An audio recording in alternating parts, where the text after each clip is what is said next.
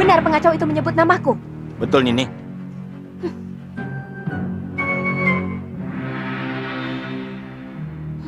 Ayo, Kang.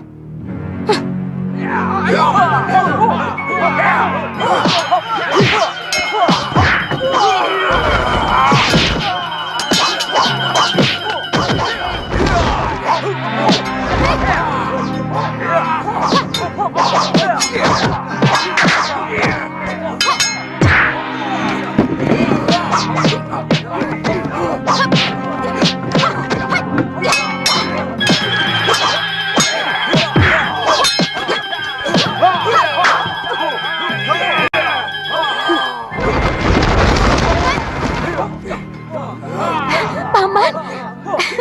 Tantri. Paman.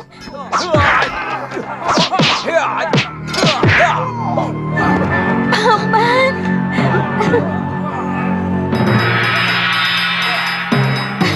Tantri. Paman.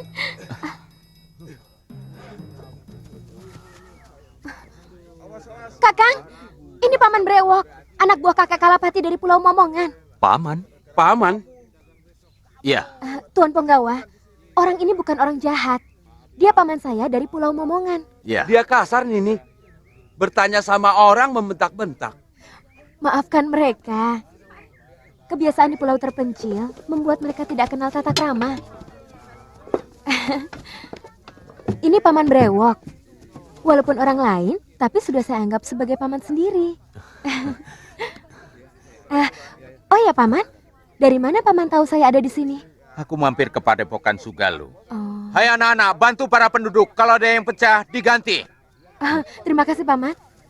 Tuan Penggawa, tolong bantu mereka ya. Baik, Nini. Setelah menghadap Bre Isdayu, Nyai Dewi Sintawati memberitahu kemungkinan kamu ada di sini. Aku kangen sekali sama Paman, sama kakek, dan semua orang-orang yang ada di Pulau Momongan. Oh ya, Paman, bagaimana kabar kakek?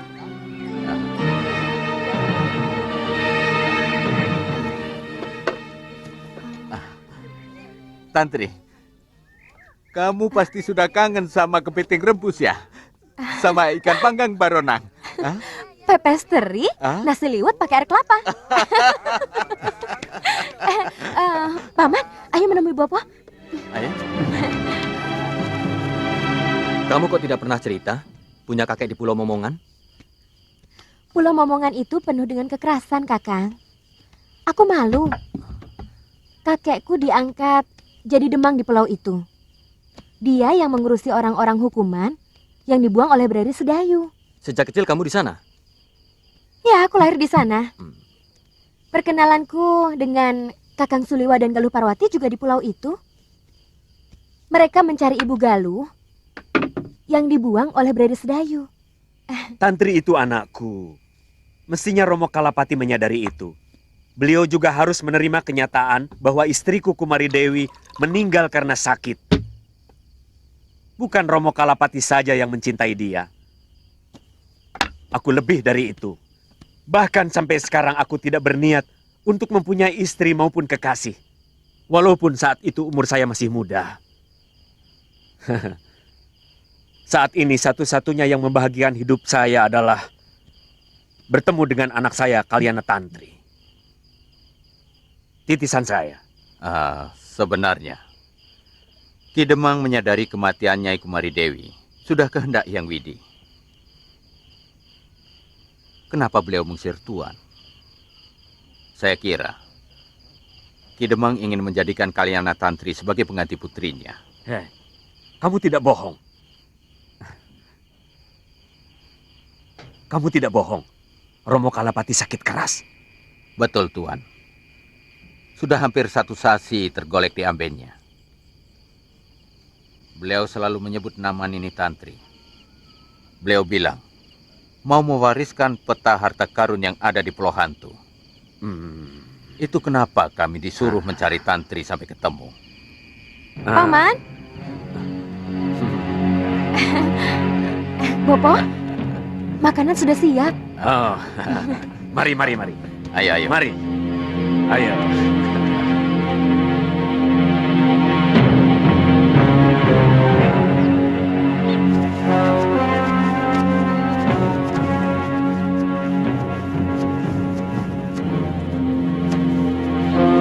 Kakang.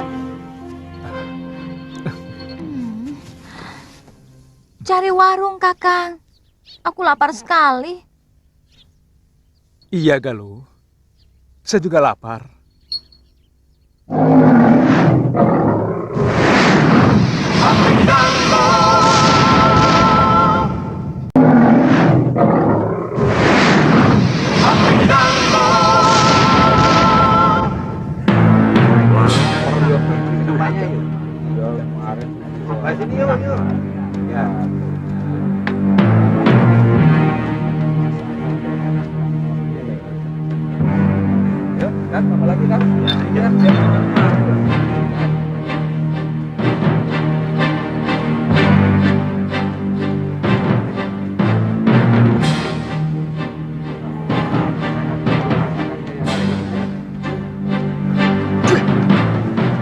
Kurang ajar. Tidak tahu aturan.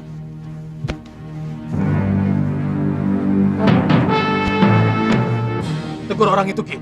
Ini tempat makan manusia, bukan untuk binatang. Baik, Den. Nanti saya tegur, Den. Sekarang, Iya, Den. Sekarang, Den. Sekarang. Maaf, Kisanak. Iya. Anjingnya jangan dibawa masuk.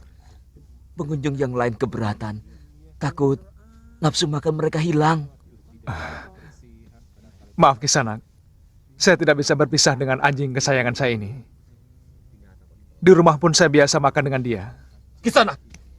Ini tempat umum. Di rumahmu kamu boleh jungkir balik dengan anjingmu. Itu urusanmu. Tapi di sini kamu harus mengikuti aturan umum. Baik, Kisanak.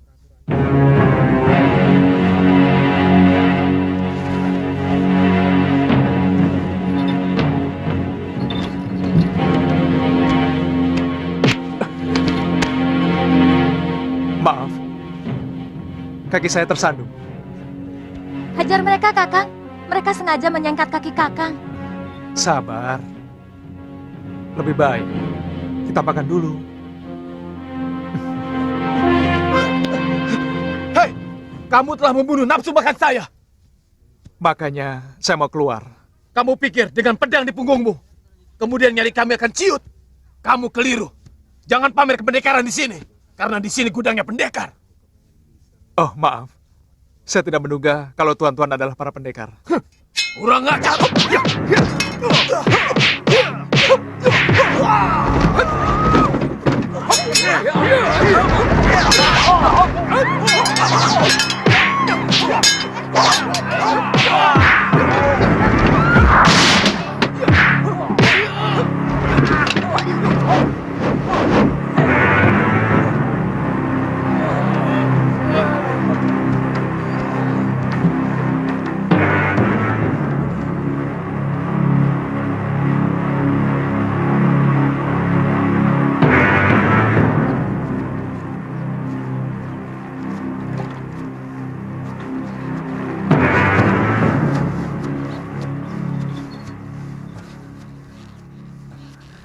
Maaf Kisanak, apa ini sumur satu-satunya yang ada di Gunung Pandan ini? Oh, setahu saya, sumur ini memang satu-satunya yang ada di sini. Terima kasih Kisanak. Mari.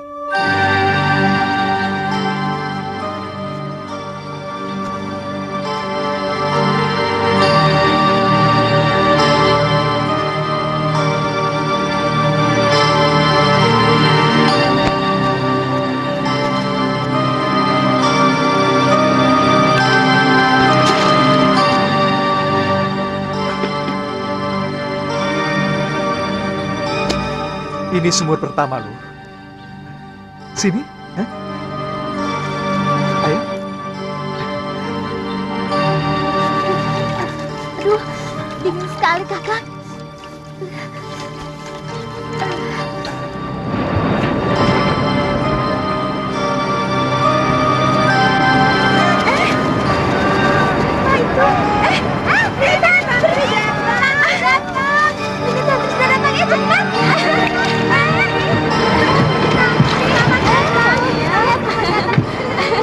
Dia baik.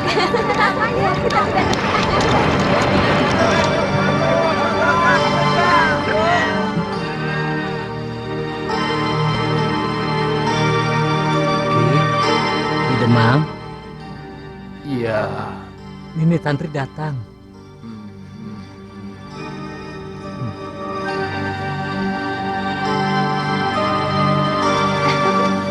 Tantri, Ayo paman.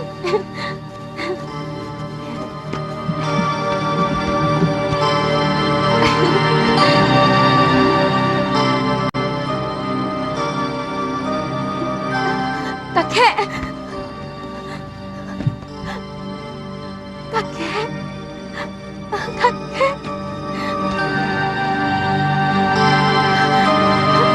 Kakek. Kakek. Tantri. Tantri. Tantri. Tantri. Tantri. Kakek kangen Tantri. Tantri juga kangen, Kek.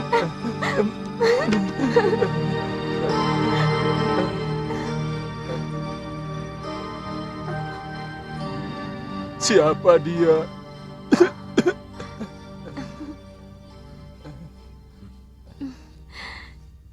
Dia kekasih saya, Kek. Namanya Aditya. Loh, dulu katanya kamu hanya mencintai Suliwa. Katanya kamu tidak bisa hidup tanpa dia. Yang ini lebih mantep, Kek. Suliwa sudah jadi milik Galuh Parwati. Saya malas kalau harus bertengkar dengan Galuh hanya soal lelaki, Kek. Galuh itu orangnya galak. Kalau bertengkar, suaranya menyakitkan kuping.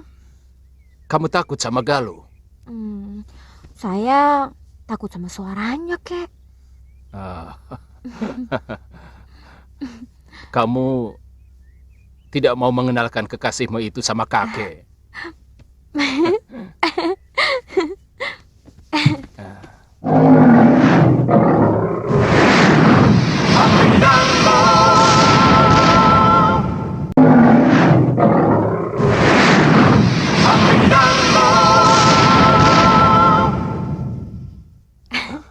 Kakek ingin berkenalan dengan kakak. Ayo.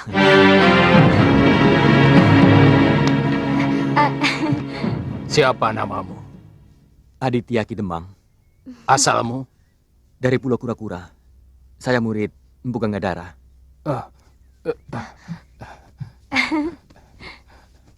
Saya pernah mendengar kebesaran gurumu. Penguasa Laut Selatan. Apakah kamu benar-benar mencintai cucuku?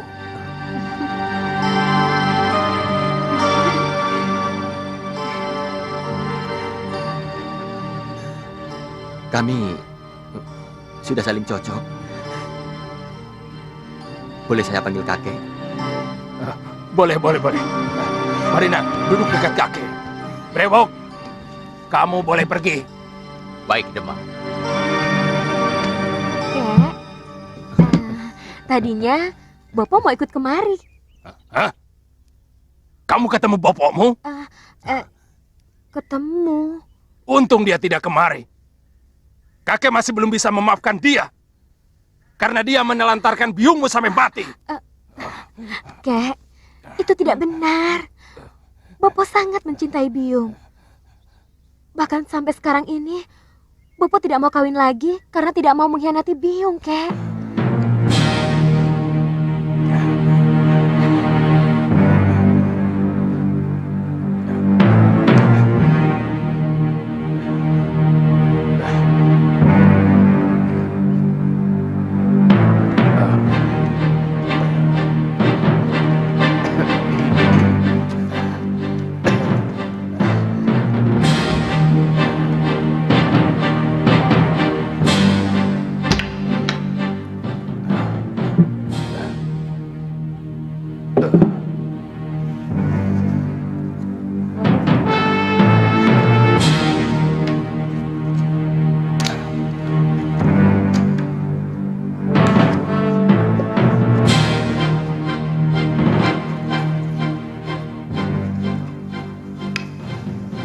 Ini Pulau Hantu.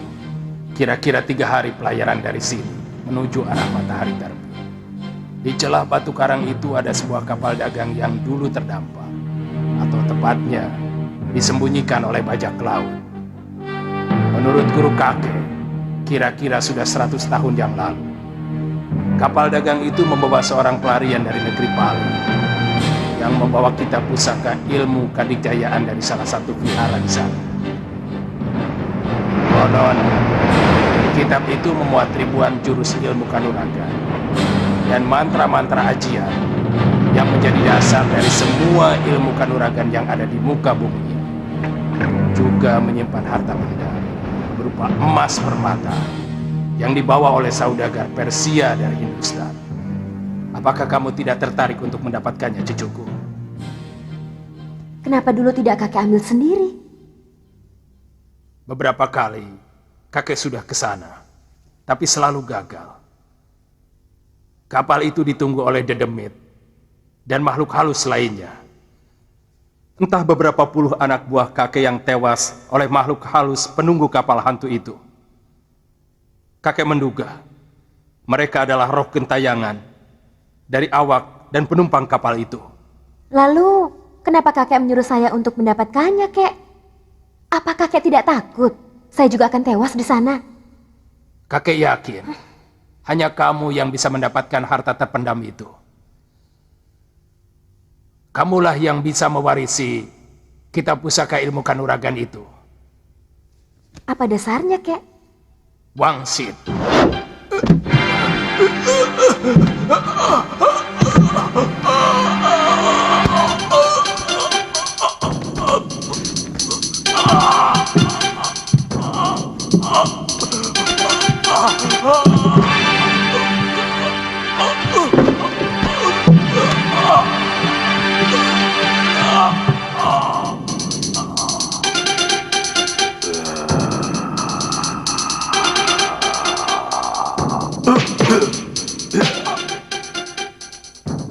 Terima kasih, Wiku.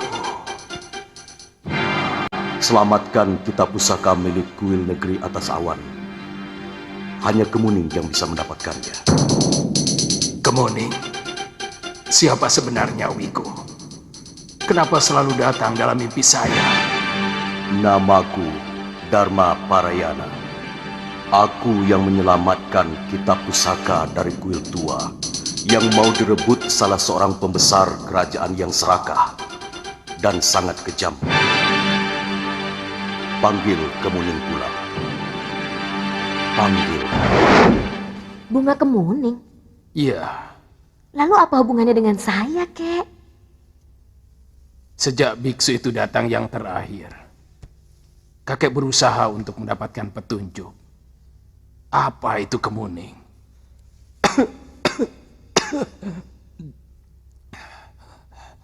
Apakah bunga kemuning sebagai sesaji? Atau apa? Kakek baru teringat Dulu pernah ada tahanan seorang wanita dari Sedayu. Dia dituduh membunuh suaminya yang berselingkuh dengan pelayan sebuah warung. Kalau nanti Tantri besar, Tantri harus menjadi pendekar yang sakti untuk menguasai pulau ini. Ya, menggantikan kakek.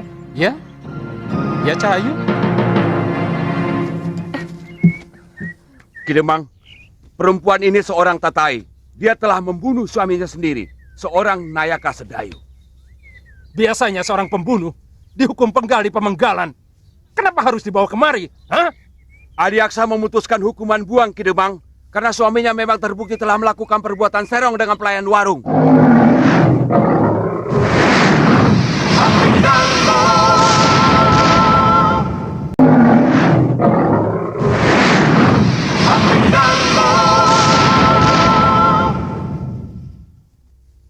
Bawa dia ke tempat tahanan wanita. Baik, Ki. Baik, Kemuning, Kemuning Cahayu, sudah mam? Hei, namanya bukan Kemuning. Nama bagus-bagus, diganti seenaknya. Kenapa? Kemuning juga bagus. Bunga putih bersih yang harumnya mampu memikat dewata. Tapi nama Kemuning itu perempuan. Bukankah anak itu perempuan? Iya, tapi dia harus jadi perempuan utama. Tidak sekedar menjadi bunga pengharum ruangan. Dia harus menjadi pemimpin yang tegar dan jujur. Itu kenapa aku menamakan dia Kalyana Tantri, yang artinya adalah penuntun yang baik.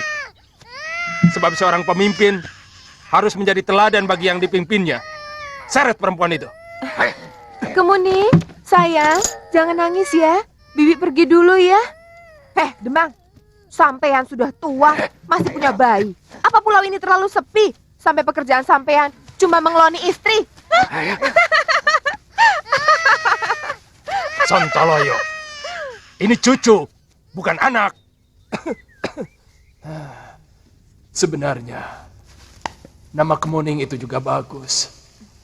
Tapi kakek tetap tidak mau memakainya. Apalagi yang memberikan nama itu seorang pembunuh.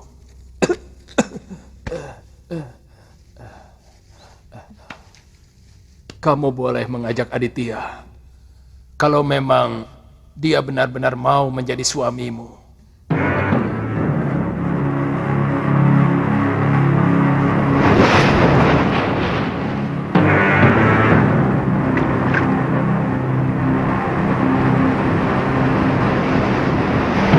Durgandini!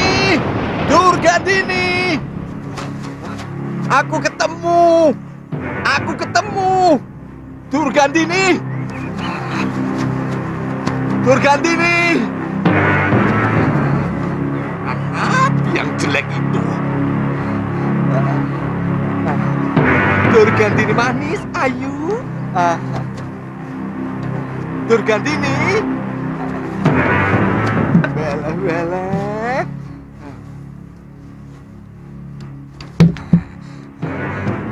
Durgandini, aku ketemu anaknya Sini Lasaroya. Dia sedang berburu di dalam hutan dekat rumahnya Pulingsir. Mungkin dia diangkat murid oleh pendekar bodoh itu. Aku ingin mendekati dia, tapi aku ragu. Dia ketakutan padaku. Untuk apa kau dekati dia? Kalau kamu berani menyentuh dia, tanganmu kubuat pengkor dua-duanya. Kubuat lumpuh. Weleh. Kamu bilang dia itu titisanku. Piye toh? Piye?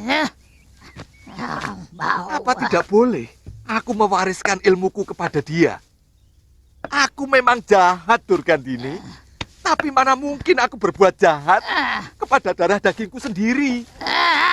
Tidak perlu. Pokoknya tidak perlu. Nanti kamu tularkan sifat burukmu yang suka merusak perempuan. Bahkan juga sesama laki-laki itu. Durgandini, aku sudah insaf. Itu karena kamu sudah tidak punya apa-apanya lagi. Kalau Nila Saroya tidak membuatmu seperti seorang Kasim, mungkin sampai sekarang kamu masih liar dan buas kepada wanita.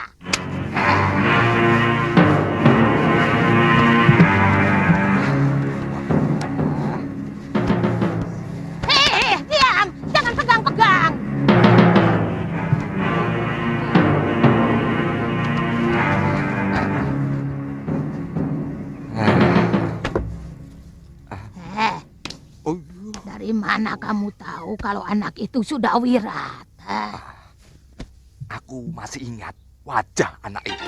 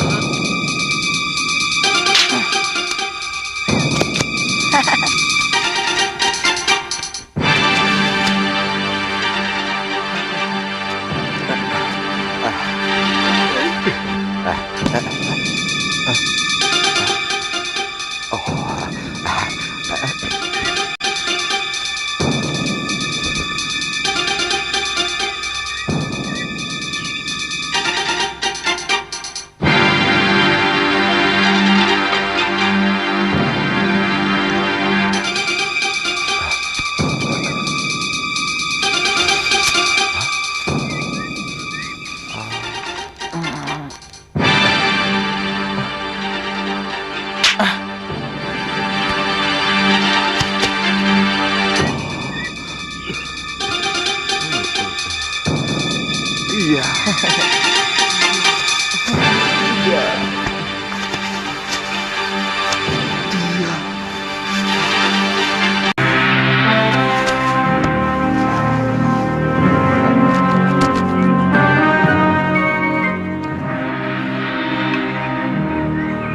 Hah? Hah? Hah? Hah? Sudah wirat. Hah?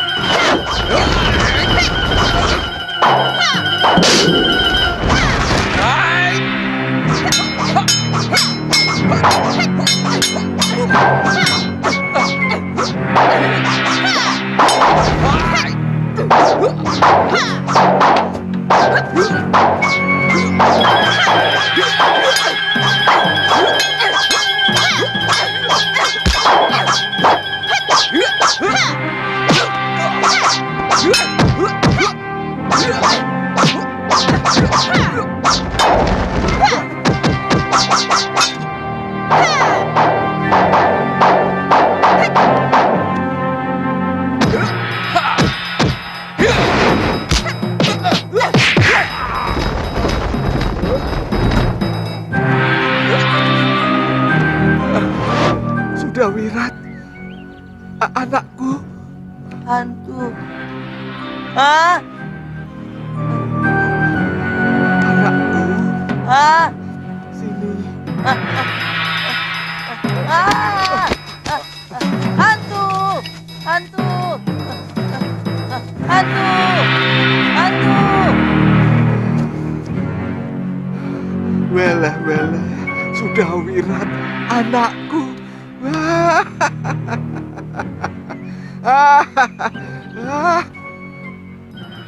Itu hukuman yang harus kamu terima. Jangan kamu kira hukuman balasan itu nanti kau terima di neraka setelah kamu mati. Sekarang pun neraka dalam bentuk lain sudah datang menyiksamu dalam sadar maupun dalam mimpi. Ya, aku memang sering disiksa oleh orang-orang yang telah kubunuh. Dalam mimpiku, Kalawadana mengejar-ngejar aku. Juga ke-13 pendekar Halimun Petak. Mereka rame-rame mencacah tubuhku. Sampai ketika aku tidak tahan, aku terbangun. Rasanya aku ingin bunuh diri. Untuk menghindari dari siksaan mimpi itu. Kamu pikir semua siksaan itu akan berhenti setelah kamu mati? Masih ada siksaan lain yang menunggumu. Siksaan yang jauh lebih pedih dari yang kamu terima di alam fana ini. Sebelum kamu diceburkan ke api neraka yang berkobar-kobar. Sebentar lagi juga kamu akan mengalami siksaan seperti aku. Kamu juga banyak dosa. Kamu mengkhianati suamimu, mencuri ilmu milik suamimu. Dan kamu juga banyak melakukan pembunuhan. Itu memang kuakui. Tapi pengkhianatanku ini bukan berarti aku menyeleweng. Aku ingin membasmi semua penjahat di muka bumi ini. Dan yang aku bunuh hanyalah orang-orang jahat. Beda dengan kamu. Yang kamu bunuh semua orang baik-baik. Sama saja. Pokoknya yang kamu lakukan pembunuhan. Bukan. Pembunuhan. Bukan. Pembunuhan. Bukan. Kurang ajar. Kutu kadal. Sudah Mani, kamu juga selain suka membunuh, juga suka memperkosa wanita. Tukang adu ayam, pemburit. Banyak laki-laki yang telah jadi banci karena perbuatanmu. Wele, mengukit luka lama ya? Oh, biar aku tukang adu ayam, tukang perkosa, pemburit, tapi aku bukan pencuri. Kamu, biar kamu dulu cantik, tapi kamu maling. Kutu pengkor, sudah Mani. Hiya! Maling kitab, maling kitab. Berhenti! Maling kitab, maling kitab. Maling.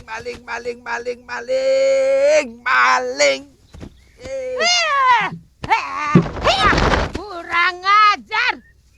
Kutu pengkor, akan kubikin tanganmu dua-duanya pengkor. Wele.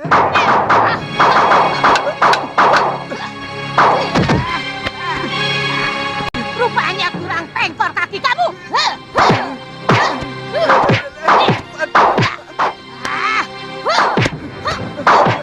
Bikin pengkor dua-duanya. Kurang ajar. Wele, biangku tuh keblinger.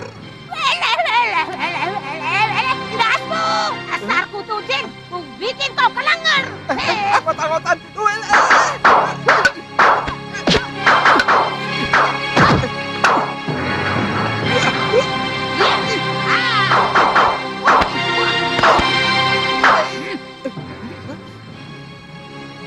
Apa ini? Mampu dari sini? Kurang ajar.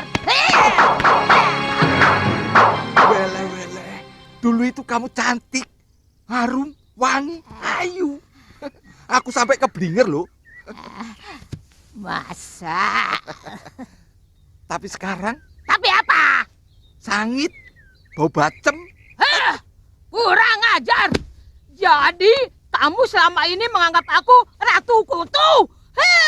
Dasar kutu pengkor. Benci aku melihat